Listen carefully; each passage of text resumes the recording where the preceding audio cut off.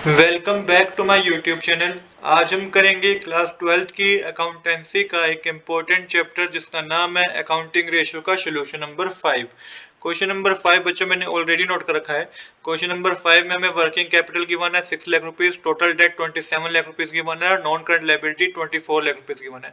आपको current ratio पता करना है। तो देखिए करंट रेशियो किस तरीके से पता करेंगे। करंट रेशियो का फॉर्मूला होता है current asset divide by current liability. यहाँ पे मैंने एक और फॉर्मूला लिखा है वर्किंग कैपिटल का, जो कि current asset minus current liability होता है। यहाँ पे क्वेश्चन में आपको वर्किंग कैपिटल, टोटल डेट और नॉन करंट लायबिलिटी गिवन है। तो सबसे पहले हम करंट लायबिलिटी पता करेंगे। करंट लायबिलिटी का पता करने के लिए आपको फॉर्मूला यूज करना है total debt is equal to में non current liability plus current liability. अब देखिए हमें करंट लायबिलिटी पता करना है। Total debt 27 lakh rupees given है, तो 27 लाख में से आप नॉन करंट लायबिलिटी जो कि 24 लाख रुपीज है ये माइनस करेंगे तो 3 लाख रुपीज की करंट लायबिलिटी होगी। अब करंट लायबिलिटी 3 लाख रुपीज की है तो करंट एसेट पता करेंगे। तो करंट एसेट का फॉर्मूला होता है working capital plus current liability. अब यहाँ पे करंट एसेट का आपको पता करना है। Working capital 6 lakh rupees given है, current liability 3 lakh rupees given है, करंट एसेट आपके पास 9 लाख रुपीज हो जाएंगे।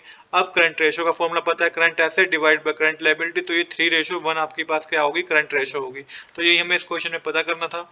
आज के लिए इतना ही। I hope you like this video. If you like this video please do subscribe this channel. Thanks for watching.